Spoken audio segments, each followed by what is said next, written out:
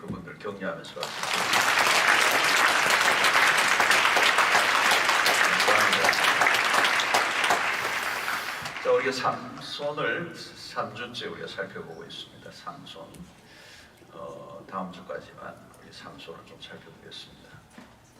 자, 무엇을 하든지 시작점이 중요합니다. 시작점. 시작에 한번 엉키면 계속 엉키게 될 가능성이 많습니다. 출발점이 항상 중요해요. 삼손의 스토리를 우리가 보면서 뭔가 출발점에서부터 잘못되어 있다는 걸 느끼게 되죠. 실패가 반복될 때는 항상 원점으로 돌아가야 돼요. 처음에 무엇이 잘못되었는지 그게 계속 엉키게 되는 것입니다. 자, 삼손의 실패 반복이 보이는데 오늘 15장 앞부분으로 이제 가야 돼요. 이 삼손의 결혼의 문제가 아직 해결이 안 되어 있습니다. 1절부터 보면 이제 여인을 이제 만나러 가죠. 14장이 이제 무슨 일이 일어났습니까? 그 아내를 삼겠다고 부모와 함께 딥나로 내려갔어요. 아내와 이제 결혼을 이렇게 이게 사실상 결혼은 아닌데 결혼한 것처럼 이제 삼손은 여기고 이제 다시 이제 찾아가는 장면이 오늘 나옵니다. 1절에 보면 열마후에 밀 그을 때 삼손이 염소 새끼를 가지고 그의 아내에게로 찾아가서 이르되 내가 방에 들어가 내 아내를 보고자 하노라니 장인이 들어오지 못하게 한대. 24장에서 이제 결혼한 것으로 여기고 이제 간 거죠. 근데 이제 삼손의 장인으로 얘기되는 이분이 삼손이 화를 내고 갔어요. 14장에. 그러니까 딸을 버리고 간 것으로 이 생각을 한 겁니다. 그래서 이 삼손이 얼마 후에 아내를 찾으러 왔을 때, 이 딥나로 왔을 때 상황이 바뀌어 버렸어요. 어떤 상황이 바뀌었냐면 삼손의 이 장인이 자기 딸을 삼손의 들러리로 왔던 친구에게 주어버렸어요. 내준 거죠. 2절의 말씀입니다. 이르되 내가 그를 심히 미워하는 줄 알고 그를 내 친구에게 주었다. 그의 동생이 그보다 더 아름답지 아니하냐. 청하노니 너는 그를 대신해 동생을 안 되는 맞이하라. 이 희한한 일이 생겼습니다. 자, 이 삼손은 처음부터 이 결혼이 잘못된 것이죠. 사실은 처음부터 문제가 있는 결혼입니다. 세속적인 욕망으로부터 시작된 것이죠. 마음에 걸려서 나시린으로서 또 유대인으로서 블레셋 사람 이방의 여인을 택한 것과 또 나시린이라고 하는 구별된 이 정체성 이게 없었던 거예요. 그러니까 처음부터 이게 꼬이면서 계속 이제 문제가 커져가고 있는 것입니다. 그러므로 우리가 무엇이든지 이걸 확보하는 게 굉장히 중요합니다. 어떤 일을 하든지 동기의 순수성, 인간적인 어떤 욕심이 거기에 끼어들면 결국은 그게 처리가 되지 않았을 때는 나중에 이제 갈수록 문제가 더 복잡해지고 뒤틀리게 되는 것입니다. 삼손의 문제의 발달은 나시린이지만 여자로부터 시작되고 있다는 것입니다. 그리고 그 모든 선택의 기준이 충동적이다. 반복하여 실수하는 이유가 있는 것입니다. 그래서 결혼에 대한 기준 자체가 없는 거예요. 결혼에 대한 기준이 없어요. 여러분, 기준이 없다는 건 굉장히 위험한 것입니다. 기준이 없다는 것. 그래서 계속 이제 습관적이고 고질적인 문제가 반복되는 것입니다. 상습적이다. 넘어진 곳에 넘어진다. 라는 것입니다. 자, 여러분, 이 삼손의 결혼 문제는 뭐 오늘 주제는 아니지만 여러분, 결혼이 얼마나 중요한지 모릅니다. 얼마나 중요하냐? 너무 중요해요. 아주 중요해요. 대단히 중요해요. 엄청 중요해요. 그 다음에 또 뭐지? 억수로 중요해요. 너무 중요해요. 진짜 중요해요. 그냥 대충 중요한 게 아니에요. 완전히 인생 전체를 결정하는 매우 중요한 네. 여기서부터 꼬이면 인생이 전체가 보이게 돼요. 그러니까 이제 결혼을 아직 안 한 분은 이제 어쩔 수 없어요. 거기 가야 돼요. 오늘 막 꼬였네, 새로 하자 이러면 안 됩니다. 그냥 가세요. 근데 아직 안 한 분들은 엄청 중요하다는 거 아셔야 돼요. 너무너무 중요하다. 이 너무를 내가 오늘 밤새 해도 너무 중요합니다. 엄청나게 중요합니다. 술 갑시다. 근데 이게 인간적인 욕심, 그죠? 인간적인 욕심. 나시르로스 정체성을 이루고 기준이 없는 이런 성경적 기준이 있잖아요, 우리는. 근데 이게 이제 계속 보이는 것입니다. 그래서 이제 삼손이 지금 열받은 겁니다. 분노가 확 솟아. 뭐 들러리 자기 친구에게 자기 아들 줘버렸잖아. 뭐 이런 일이 있는 거예요. 이미 그러니까 14장에서도 문제가 있었던 거예요. 잘못된 화가 나서 뭐 그냥 사고를 치고 이제 떠난 거거든요. 자기 여자라고 생각했는데 빼앗겼다고 여기지니까 분노를 주체 못하는, 요즘 뭐 가스라이팅 뭐 이런 거 있잖아요. 뭐 그냥 뭐 변심했다고 뭐 사람 폭력하고 죽이고 뭐 이런 일도 요즘도 많대요. 그래서 이것을 이제 결국은 삼손이 블레셋 사람들에게 분풀이를 해요. 그래서 큰 싸움이 벌어지는데 여우를 300마리나 잡아가지고 꼬리를 이어가지고 회에 불을 붙였다 이거예요. 그래서 블레셋 사람들이 밭을 다니면서 그냥 농작물에다 불을 붙여버리고 다 태워버리고. 여러분 여우 300마리를 어떻게 잡았겠어요? 참 이 삼손도 할 일이 없지. 한 마리 잡기도 힘들잖아요. 좋아요. 이게 뭡니까 여러분? 엉뚱한 곳에 힘을 쏟는다. 삼손을 보면 엉뚱한 곳에 힘을 쏟아. 아마 그는 굉장히 힘이 있기 때문에 자랑스럽게 행동을 했을 겁니다. 근데 그게 힘의 남용이거든요. 힘의 남용.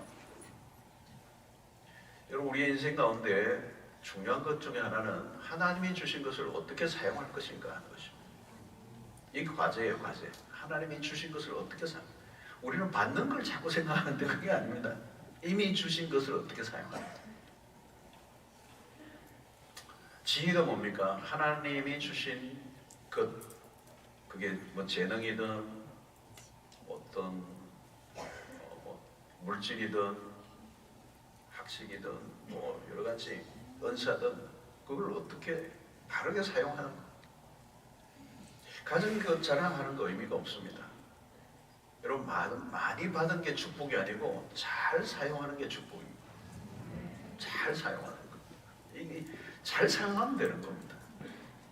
여러분 오늘날 일어나는 모든 문제들이 뭐죠? 부족해서 문제가 되는 게 아니에요. 넘쳐서 문제입니다. 넘치도록 하나님 복을 주시면 복이 될까요? 결코 그렇지 않습니다. 오히려 힘의 남용, 힘의 무절제, 이게 삶을 더 파괴적으로 몰아가는 거예요. 힘을 쓸 때 쓰는 게 지혜죠. 삼손은 하나님이 주신 능력을 엉뚱한 곳에 많이 썼습니다. 그 앞에 14장에도 마찬가지입니다. 여러분 능력을 많이 달라고 하지 마십시오. 돈 많이 달라고 하지 마세요. 지금 주어진 것을 잘 감당하게 해달라고 하세요. 지금 주신 것도 감당하지 못하면서 더 달라고 하면 안 되죠. 받은 걸 잘 써야 돼요. 받은 것만 잘 써도 대단한 것입니다. 자세히 보면요, 하나님 우리에게 엄청난 것들을 다 주셨어요. 포텐셜이 대단해요. 네. 저는 우리 학생들, 우리 청소년들 보면 막 가슴이 뛰어요. 이 한 명이 해낼 하나님이 주신 이 포텐셜은 엄청나요, 엄청. 네, 엄청난 거, 엄청. 한 사람이 온 세상을 바꿀 수 있어요. 하나님이 한 사람을 통해 한 사람에게 주신 게 이미 엄청나요, 엄청. 오늘도 여러분 이 취약부 아이들이 이제 성경학교 하고 있잖아, 겨울학교. 갔는데 1학년들 유년부도 갔는데 애들이 막 초롱초롱하고요. 한 명이 내한테 오더니 내 손을 딱 잡더니 하라고 말하고 한참 대화했어요. 근데 뭐 들을 게 엄청나게 많아. 정보가 대단한 거예요, 대단.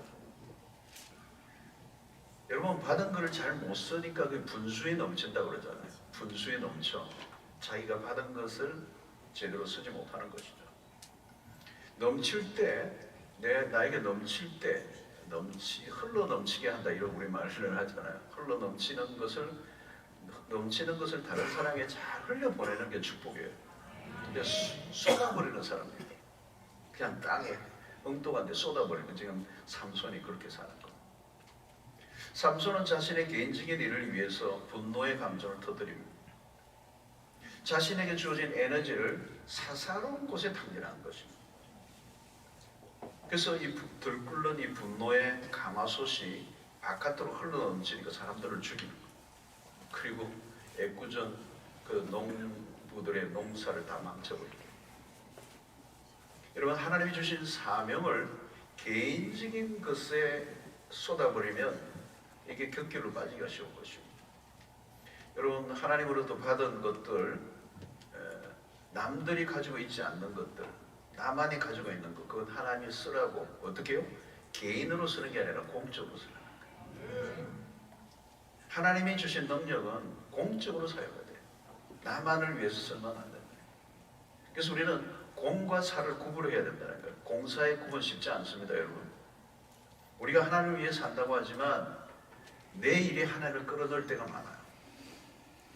삼손이 그렇게 된 것이죠. 하나님이 주신 능력은 그 이스라엘을 블레셋으로부터 자유롭게 하고 사사로서 리더십을 밝게 해서 백성들을 평안한 길로 인도해야 되는데, 그건 지금 자기의 분풀이용으로 하나님 주신 힘을 쓰고 있는 것입니다. 여러분, 인생은 짧습니다. 지금 주어진 것들 하나님이 주신 것이고, 그것은 하나님이 내 인생 가운데 기회를 주신 겁니다. 그것을 잘 사용할 때 축복이 될 줄로 믿습니다. 그래서 대의를 위해 싸워야 된다는 거예요. 지금 이거는 삼손이 개인적인 자기의 그런 분노를 표출하는 것입니다. 여러분, 우리가 싸움을 할 때 때로는 뭐 에너지를 써야 될 때가 있겠죠. 그때는 항상 어떤 대의, 본질적인 부분에 해야 되죠. 하나님의 뜻을 위해서 우리의 삶의 에너지를 써야 됩니다. 별것 아닌 것을 열받지 말라는 거예요. 그래서 하나님의 이름, 하나님의 명예를 놓고 싸우는 거예요. 다윗이 그랬죠. 골리앗과의 싸움에서 그가 했던 것은 하나님의 이름 때문에, 그렇죠? 하나님의 이름 때문에 비록 자기는 소년이고 가진 돈 별로 없지만 하나님의 명예를 위해서 달려간 거죠. 그러니까 하나님의 우리에게 주신 힘을 아무 곳에나 빼면 안 된다는 거예요. 이러면 사탄이 항상 노리는 것은 쓸데없는 것에 힘을 빼게 만드는 거예요. 그게 사탄이 하는 거예요. 그래서 본질을 자꾸 흐리게 만들고 초점을 흐리게 만들고 하나님의 영광이 아니고 자기 개인의 자존심이나 이기적인 목적을 위해 싸우게 만드는 거예요. 이게 사탄이 하는 겁니다. 우리의 힘은 제한이 되어 있는데 엉뚱한 거 다 쏟아버리면 정작 우리가 살아야 할 하나님의 나라를 위해서 드려야 할 에너지가 없는 것입니다. 그래서 여러분, 교회에서도 어떤 데는 내 자존심, 대부분 보면 자존심 싸움이 많아요. 왜 내 이름 뺐냐 그러고, 또 뭐 김씨인데 왜 이시라 그러냐 그러고, 왜 쳐다보고 인사 안 하냐 그러고, 당신 나이 몇 살이냐 그러고, 교회 언제부터 왔냐 그러고, 제자가 몇 개냐 그러고. 여기 해병대가 아닙니다. 기수 따지고 막 그러면 안 되거든요. 여러분, 최근에 어떤 일로 화를 내셨습니까? 이 분노. 무엇 때문에 분노를 자주 하느냐? 이 삼손에게 이 분노는, 여러분, 이 분노도 에너지거든요. 에너지. 그 에너지를, 감정적 에너지를 어디로 쏟느냐는 거죠. 정의를 위해서 분노할 수 있죠. 그것을 어떻게 풀어내느냐의 싸움이에요. 삼손은 그런 기분대로 살고 기질대로 살아가는 거예요. 삼손은 굉장히 거칠어요. 그 분노를 다스리지 못한다. 요즘 이 분노 조절 장애자들이 많습니다. 이 분노가 막 자꾸 치미는 거예요. 뭐 잠언서에서 뭐 많이지만 뭐 대표적인 구절 하나만 읽으면 16장 32절, 노하기를 더디하는 자는 용사보다 낫고 자기의 마음을 다스린 자는 성을 빼앗는 자보다 낫다. 여러분, 분노의 감정은 무서운 겁니다. 무서운 거예요. 최근에 여러분, 분노함으로 실패한 적이 있습니까? 그리고 분노가 자주 폭발하지는 않습니까? 나의 목적을 이루기 위해서 이 분노를 사용하지는 않습니까? 직장에서, 가정에서.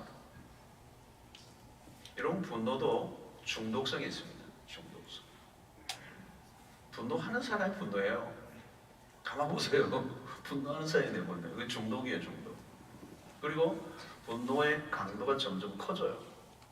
다스리지 않으니까 그 분노가 자꾸 이제 커지는 거죠. 여러분, 진정한 용사는 마음을 다스릴 줄 알아요. 그 마음을 다스리는 사람이 어떻게 해야죠? 그 분노를 조절한다.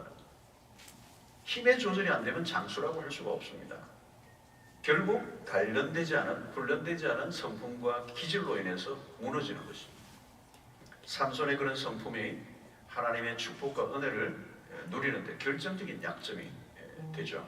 이 감정 처리, 감정의 훈련이 안 되고 이 감정의 카타르시스, 이게 결국은 우리의 인생을 어떻게 바꾸느냐에 달려있는 것입니다.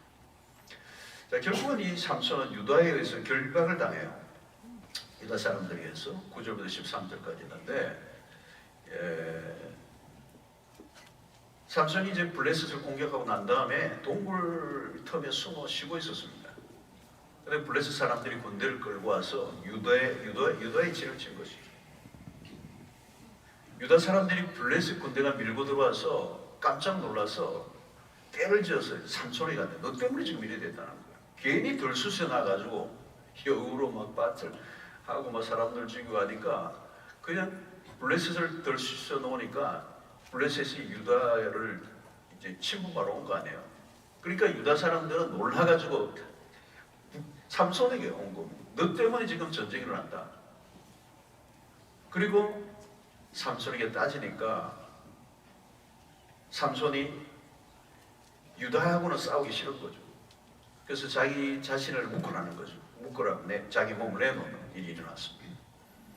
여러분, 왜 우리가 블레셋 아래에서 평화롭게 살고 있는데 공연히 분쟁을 이렇게 일을 복잡하게 한다느냐. 결국 삼손은 자신을 순순히 결박하도록 몸을 내어놓습니다. 자, 유다 사람들은 지금 여기서 어떤 행동을 하고 있느냐면 블레셋 사람이 아니고 삼손을 적으로 간주하고 있는 거예요. 이유는 블레셋 하에서 유다는 그냥 편안히 살고 싶어 안주하고 있었던 것이죠. 사실 이것도 정상적인 모습이 아니야. 하나님의 백성들이 이방 민족의 지배 아래에 있는 것을 즐기는 상태는 정상이 아니에요. 이건 굴욕적인 것이거든요. 그런데 삼손이나 유다 사람들이 자신들이 해야 될 일을 알지 못하고 있는 유다 사람이나 삼손이 다 정체성을 잃어버린 것입니다. 그리고 누가 적인지 누가 아군인지가 지금 다 이제 혼란 상태에 빠져 있는 것이죠. 여러분, 유다는 블레셋의 통치 아래 있어야 될 백성들이 아닙니다. 그들은 하나님의 소유된 백성들이고 구약에서 하나님의 백성들은 특별한 위치에 있는 것입니다. 그런데 그들이 지금 블레셋의 통치 하에서 안정을 찾으려 하고 있는 이상한 양상이 벌어지고 있는 것입니다. 그래서 지도자 이 삼손이 블레셋과 싸워서 유다를 구원해야 될 사람인데 이 삼손마저도 엉뚱한 곳에 힘을 빼고 그리고 유다는 블레셋의 지배 아래 그냥 안주하고 있는데 모든 모습들은 정체성을 잃어버린 모습이죠. 여러분, 오늘 우리가 이 세상에서도 이렇게 살아갈 수가 있습니다. 우리의 아이덴티티를 놓쳐버릴 수가 있어요. 세상 안으로 들어가다 보면 내가 누구인가라고 하는 부분을 놓치기가 쉬워요. 예.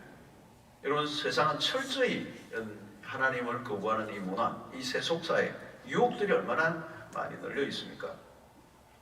그래서 이 세상 안으로 들어가면 우리가 끊임없이 요구하는 것은 우리와 같은 배를 타라는 거예요. 우리와 같은 배를 타고 우리가 가는 방향으로 같이 가자. 너 뭐 다르게 살려고 그렇게 할 필요 없다. 우리 따라와라. 여러분, 끊임없이 우리를 끌어당기려고 하는, 흡입하려고 하는 그 힘의 지배를 우리가 받아요. 세상에 딱 나가면.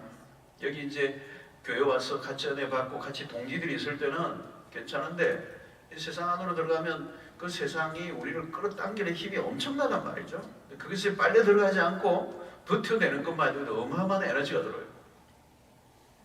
이 가타지라고 하는 이 압력을 견뎌내는 게 어려운 거죠. 지금 유다 사람들은 블레셋 아에서 지금 완전히 그냥 흡수돼 버렸어요. 더 이상 버티지도 않고 저항하지도 않고 그냥 정체성을 잃어버리고 하나님 백성의 정체성을 잃어버리고 사는 거예요. 그리고 뭐 이 삼손도 마찬가지죠. 그 블레셋의 여인을 자기 아내로 삼고자 하는 이 정체성이 혼란이 얼마나 한심한 지경까지 바닥을 났습니까? 그것도 그가 이스라엘의 지도자로서의 그런 위치에서 역할을 해야 되는데 다 팽개집니다. 여러분 이렇게 되면 어떻게 되죠? 지금 삼손의 꼴이 뭡니까? 어디에서도 환영을 받지 못하는 모습. 모두에게 배척을 당하는 것. 이게 가만히 보면 삼손은 완전히 고립되어 있습니다. 자기 유다 사람들에게도 배척을 받고 있고 블레셋 사람들에게도 지금 배척을 하고 갈 데가 없는 거예요. 여러분 우리가 이 세상에 살면서 우리 그리스도인의 정체성을 놓치는 순간 어디에서 환영을 못 받아요. 그냥 이제 외톨이가 되는 거예요. 하나님으로부터 지지를 못 받고 세상으로부터도 지지를 못 받아요. 갈 데가 없는 것입니다. 자, 여러분 우리가 이 세상 속에서 우리의 자신의 정체성을 지켜나가는 이 싸움은 계속되는 싸움이죠. 우리가 이 철야에 나와서 은혜를 받는 이유도 이 세상 속에 흡입되지 않고 믿음의 야성을 가지고 세상과 싸우겠다는 그 의지, 그런 어떤 힘을 공급받는 것이 오늘 이 철야 시간이 되려 있습니다. 이 금요일 밤에 말이죠. 우리가 은혜 받고 나오는 이유는 이 세상 속에 이 불금과 놀토와 이 연휴의 이런 레저 문화, 이 엔터테인먼트 문화에 흡수되지 않고 세속사에서 우리 자신을 지켜내겠다는 아이덴티티, 이 철야에 나와서 늘 받는 것은 굉장히 중요한 의미가 있다고 생각합니다.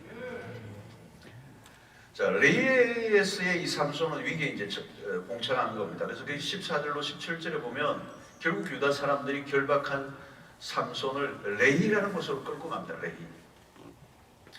여기에 도착하자마자 블레셋 사람들이 이제 삼손을 죽이려고 그러죠. 이 삼손이 지금 굉장히 위기에 처해 있습니다. 자기 유대나 블레셋 모두가 다 그로부터 돌아섰기 때문에 소위 말하면 이 고립무원의 상태. 갈 곳이 없고 의지할 곳이 없고 사면초가 진퇴양난 위기의 순간이에요.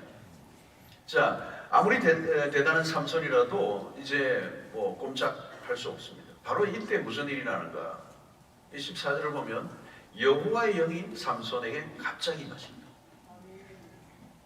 그리고 주의 영이 임하시자 그의 팔 위에 밧줄이 불탄 삶같이 그냥 풀려나버리고 결박이 풀려버리고, 그리고 삼손의 눈에 나귀의 턱뼈들이 보이고 그것을 집어들죠. 그리고 한순간에 블레셋 사람들을 1000명이나 죽여요. 여러분 엄청난 힘이 나오고 괴력이 나오고 승리를 거뒀습니다. 그런데 16절에 이렇게 얘기해요. 이르되 나귀의 턱뼈로 한 더미 두 더미를 쌓았으며 나귀의 턱뼈로 내가 1000명을 죽였도다 하니라. 내가 1000명을 죽였다. 자, 이 노래 속에서 이 승리를 한 이후에 삼손의 이 노래를 보면 그는 자도취에 빠져 있어요. 하나님의 이름이 언급되어 있잖아. 하나님이 도우시지 않았다면 그는 벌써 죽었죠.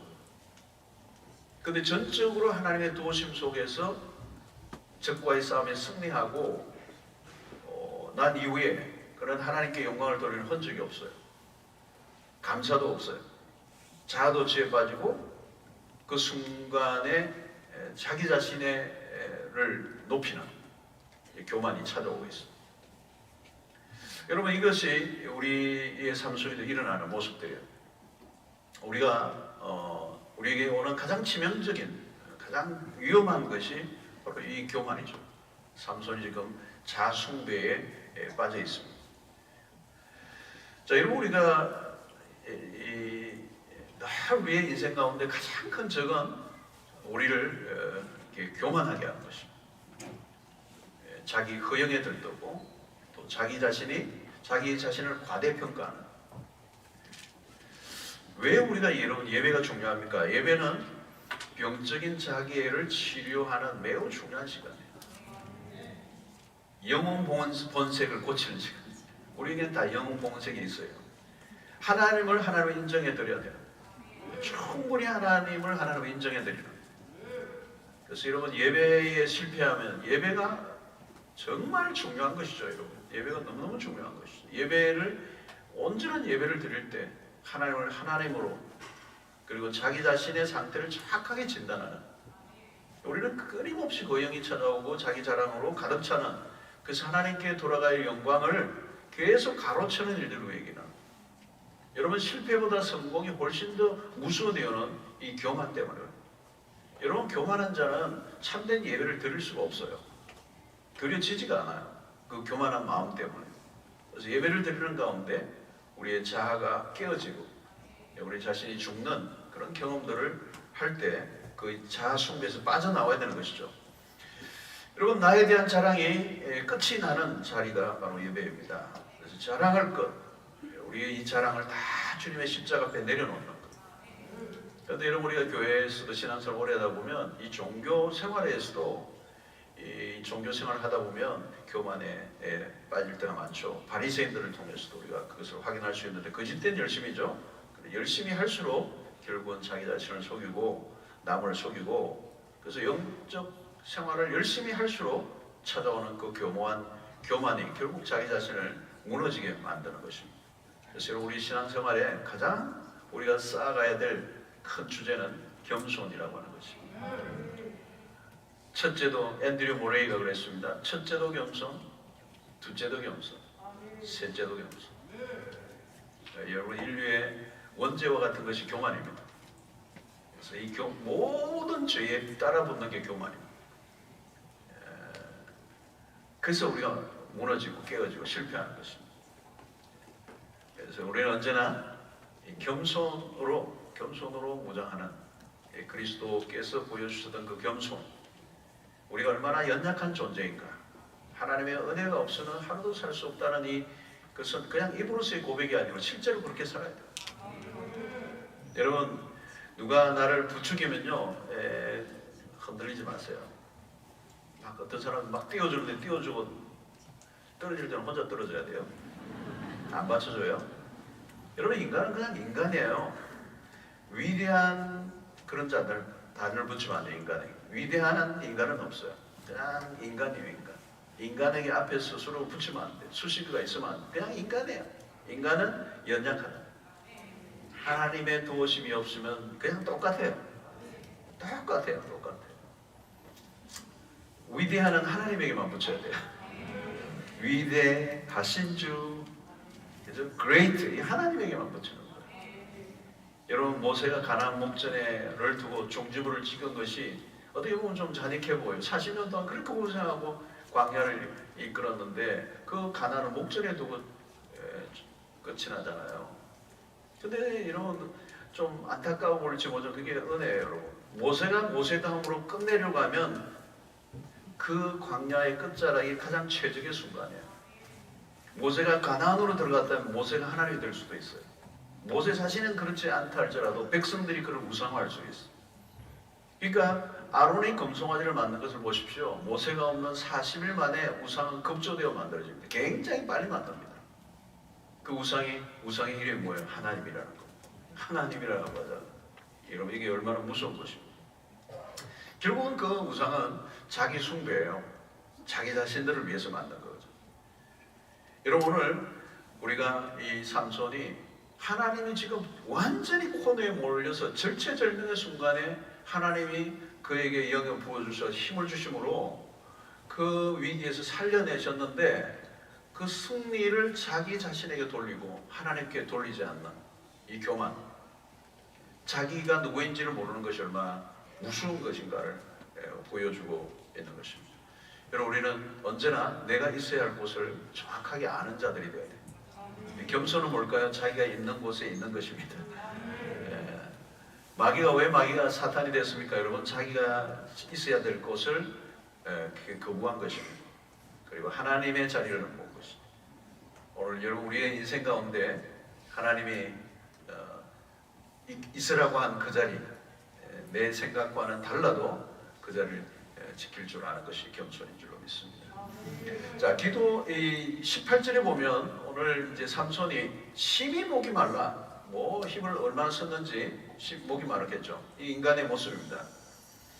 그래서 여호와께 부르짖어 이르되 주께서 종의 손을 통하여 이 큰 구원을 베푸사오나 내가 이제 목말라 죽어서 할례 받지 못한 자들의 손에 떨어지겠나이다 하니, 수천 명을 죽이고 난 뒤에 이 삼손이 탈진 현상이, 심한 갈증이 찾아온 거죠. 목이 말라 죽을 것 같았다.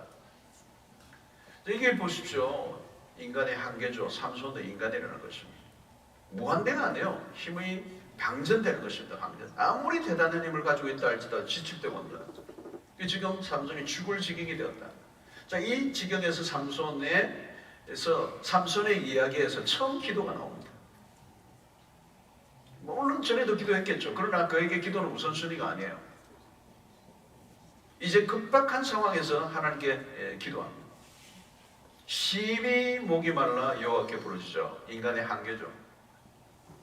여러분, 아무리 젊고 힘이 넘쳐도 한순간에 무너지죠. 젊다고 여러분 힘이 무한대가 아니에요. 무한대가 아니에요.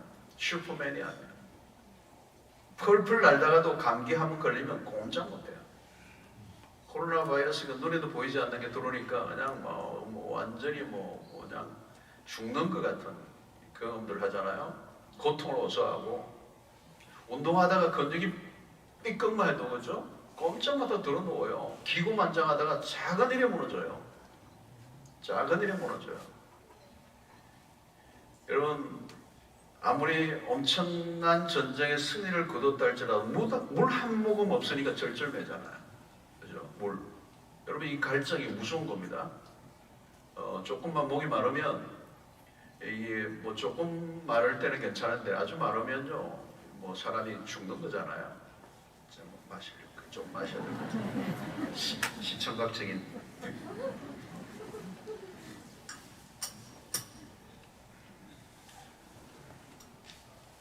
그러니까 이 갈증이 오니까 체력이 급저하된 거죠. 그죠? 물 한 모금이 부족한데 온 신체가 지금 마비가 되는 거예요. 지금 굉장히 위기예요. 그러니까 삼손에게 지금 이 상황이라면 누구라도 공격하면 삼손은 지금 위기에 맞을 수 있는 상황이 된 거죠. 한순간에 그렇게 능력 있게 힘을 발휘하고 완전히 그냥 에너자이즈처럼 행동했는데 그 심한 갈증이 오니까 지금 완전히 갑자기 코너에 몰렸잖아요. 위기에 처했잖아요. 바로 그때 부르짖었고 하나님이 응답을 하세요. 이 19절입니다. 유명한 구절이죠. 하나님이 레이에서 한 곳을 터뜨리시니 거기서 물이 솟아나오는지라. 삼손이 그것을 마시고 정신이 회복되어 소생하니 그러므로 그 샘의 이름을 엔학고레라 불렀으며 그 샘이 오늘까지 레이에 있더라. 엔학고레라고 해요. 부르짖는 자의 우물, 그런 뜻이죠. 부르짖는 자의 우물, 부르심을 받은 자의 우물. 샘물이 막 솟구친 거죠. 기적을 체험했습니다. 여기 분명히 해놨죠. 하나님이 레이에서 한 우묵한 곳을 터뜨리신 거예요. 샘을 터뜨리신 거예요. 그리고 하나님이 주신 이 물을 먹고 소생하게 된 것입니다. 여러분, 우리도 마찬가지입니다. 지치고 갈급한 순간에 빠질 때가 있습니다. 모든 힘이 다 빠져서 아무것도 할 수 없을 때, 이때 우리는 하나님의 주시는 생수가 필요하죠. 여러분, 우리는 이렇게 한순간도 하나님의 은혜 없이는 못 사는 사람들이에요. 자랑할 게 하나도 없어요. 여기는 지금 생수 한 컵에 생명이 오고 갈 정도예요. 그것이 우리의 인간이라는 거예요. 그 물만 그렇겠습니까? 우리의 삶에 어떤 것, 작은 것 하나 때문에 내 인생이 완전히 코너에 몰리는, 꼼짝 못하는. 예.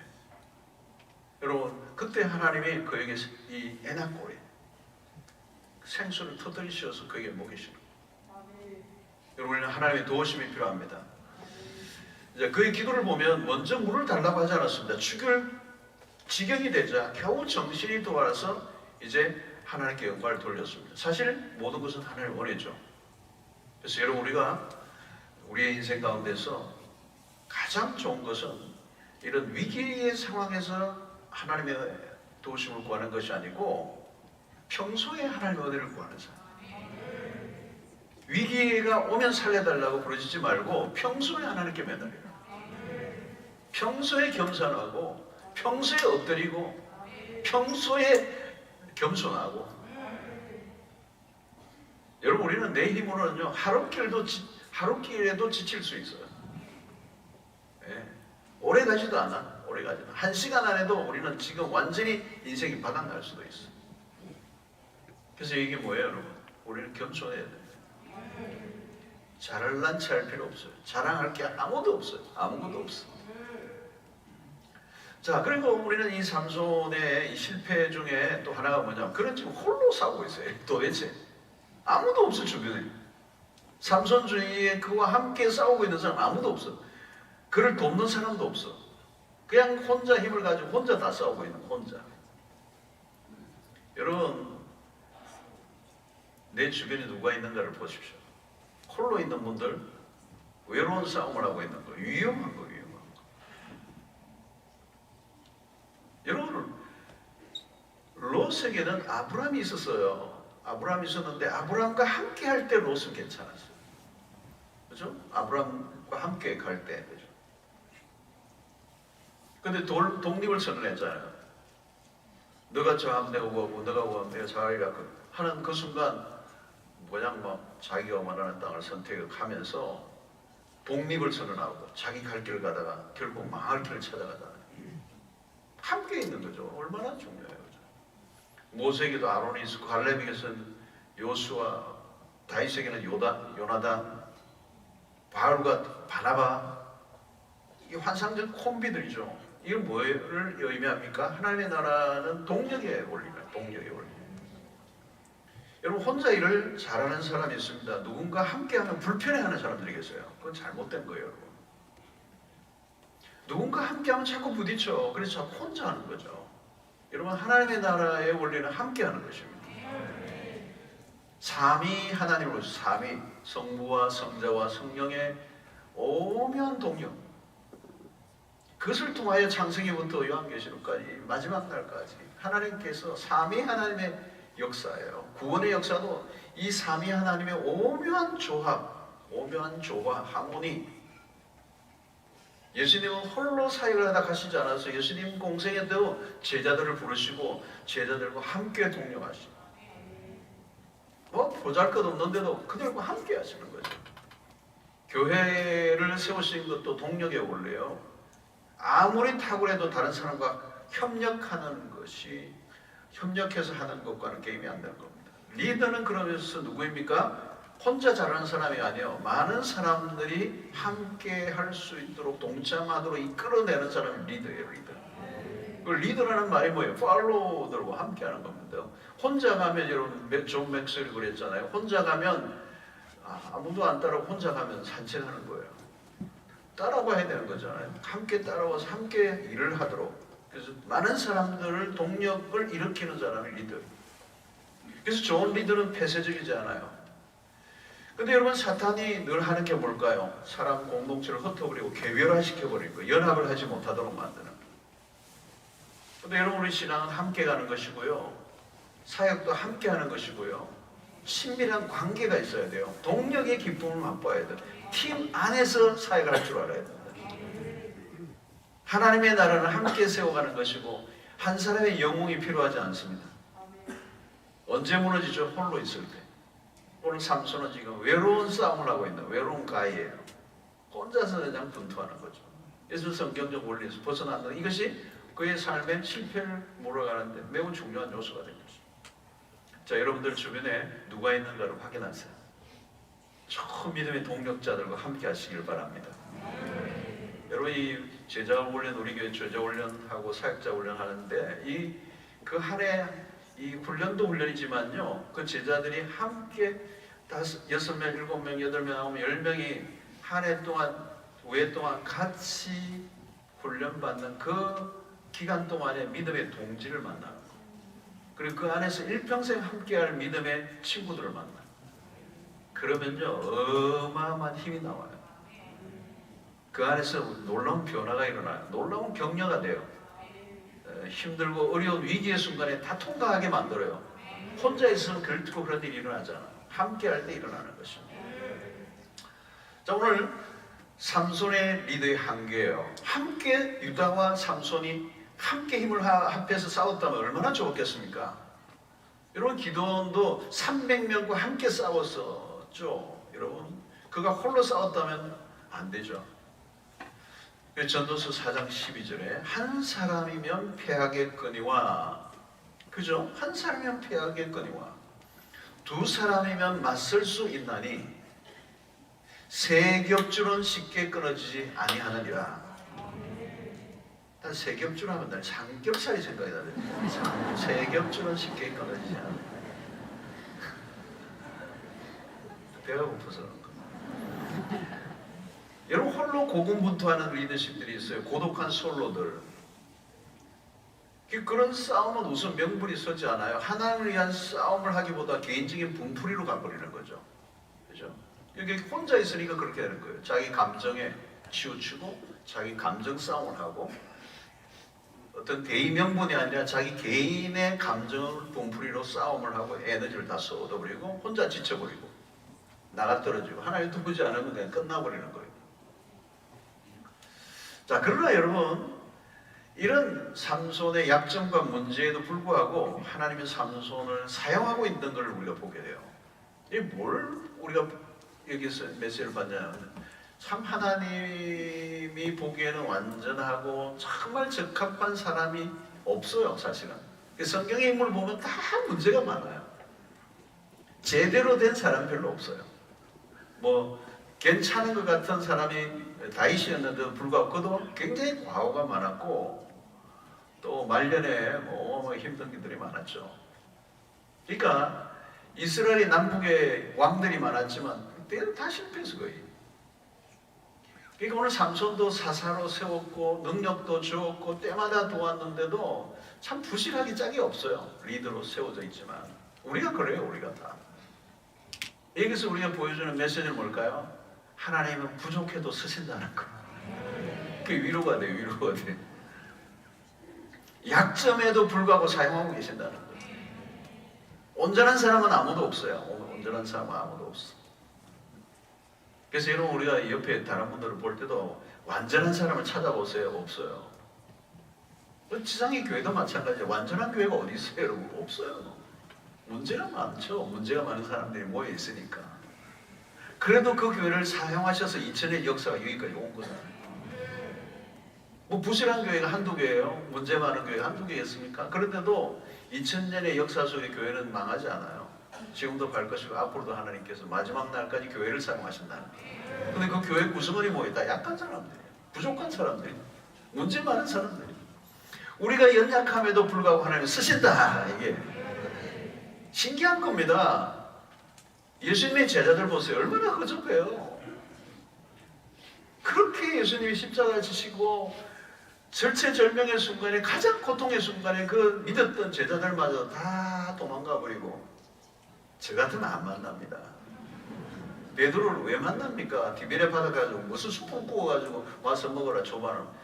아이고 참 인간 말자들이잖아요. 말자들.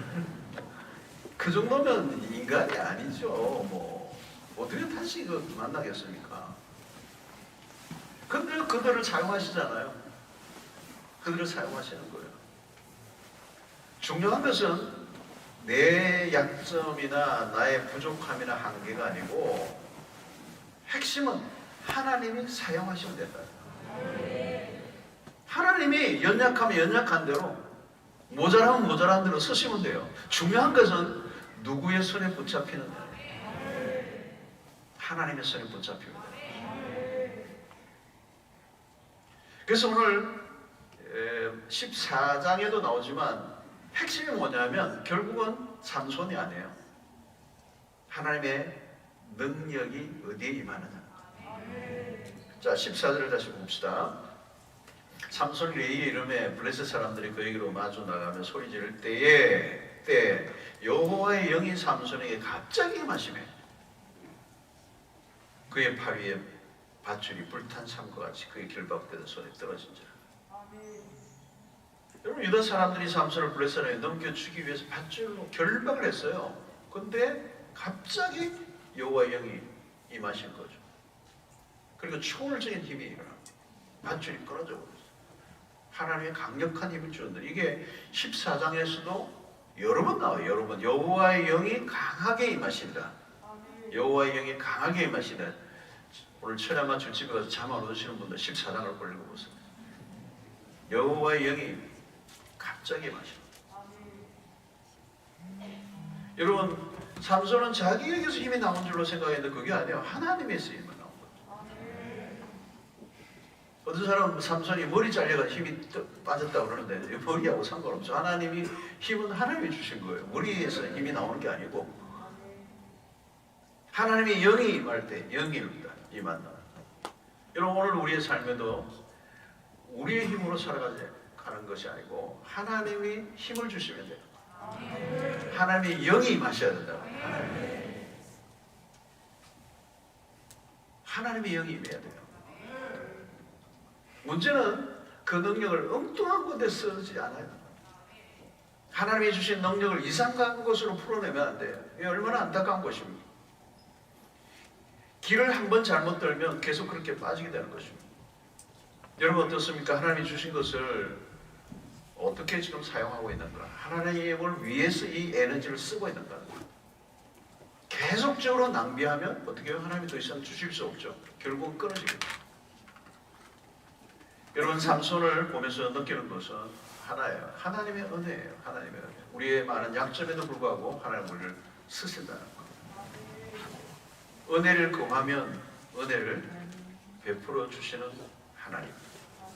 우리에게 연약함이 있지만 그 연약함으로도 하나님의 일을 행하여 가고 계신다. 그러나 우리가 우리의 자신의 위치를 바로 깨닫고 그리고 하나님의 나라를 위한 그 대의에 하나님이 우리에게 주신 시간과 자원을 아낌없이 사용한다면 하나님은 당신의 능력을 우리에게 계속 베풀어 주실 줄로 믿습니다. 우리의 연약함에도 불구하고 하나님은 여기까지 우리를 이끌어 오셔서 지금까지 살게 하시고 앞으로도 우리는 그 하나님의 은혜가 필요한 자들이고 그 은혜를 구해야 합니다. 그런 하나님이 주신 그 은혜를 우리는 낭비하지 않아야 돼요. 우리의 인생은 굉장히 짧습니다. 그리고 자원은 한계가 있어요. 하나님이 땡 하면 끝이 나는 겁니다. 지금 이 순간은 하나님이 주신 기회의 시간. 나에게 주신 모든 것들은 하나님으로부터 온 것입니다. 그래서 남용하거나 오용하지 않아야 돼요. 하나님의 선하신 구원의 목적을 위해서 하나님의 나라를 위해서 우리에게 주신 그 자원들을 아낌없이 드릴 때 우리 자신을 위하여 쓰면 안 돼요. 우리 항상 우리에게 찾아오는 유혹은 우리 하나님이 주신 것을 우리 자신을 위해서 낭비해버리는 내 자신을 위해서 낭비하면 그걸 뭐예요? 쏟는 것입니다. 그런 것을 하나님의 나라를 위해서 흘려보낼 때 그것은 하나님의 축복의 통로가 되는 것이죠. 오늘 하나님 우리에게 어떤 목적을 가지고 우리 인생을 이끌어 가실 때 항상 우리 삼손을 보면서 곁길로 빠지지 않길 바랍니다. 우리의 시선을 자꾸 분산시키고 하나님에 대한 초점을 놓치게 하고 불필요하고 비본질적인 것들에 내 감정을 쏟고 내 에너지를 쏟고 내 모든 은사와 하나님 주신 그 축복들을 쏟아버리는 이 안타까운 삶을 우리가 살지 않아야 될 줄로 믿습니다. 제한된 시간에 유한한 에너지로 하나님의 나라를 위해서 다 쏟아도 모자랄 판인데 그 은혜를 헛된 곳에 낭비하지 않는 그래서 하나님이 주신 은혜와 그리고 사랑과 지혜와 능력들을 어디에 내가 바칠 것인가를 분명히 결단하고 이 인생 짧은 인생 가운데 하나님을 기쁘신 뜻을 위해서 여러분의 삶을 온전히 쏟아놓을 때 하나님의 영이 임하시고 우리 가운데 더 놀라운 그런 은혜를 주실 줄로 믿습니다. 우리가 그 방향만 바로 디렉션만 바로 한다면 하나님 무한 제공하실 거예요. 넉넉히 이기게 하실 것입니다. 오늘도 그 은혜를 사모하는 이 밤이 되시길 바라고 기도하는 가운데 지금도 지쳐있고 낙심해 있고 에너지가 고갈되어 있고 뭔가 이렇게 떨어져 있는 분들이 있다면 오늘 주의 은혜가 임하고 주의 영이 임하셔서 마치 에나꾸레에서 물을 마시고 힘을 얻었던 것처럼 회복되는 이 밤이 되시길 축원합니다. 자, 오직 주의 은혜로 지금 여기 쓰인 데 우리 찬양하겠습니다.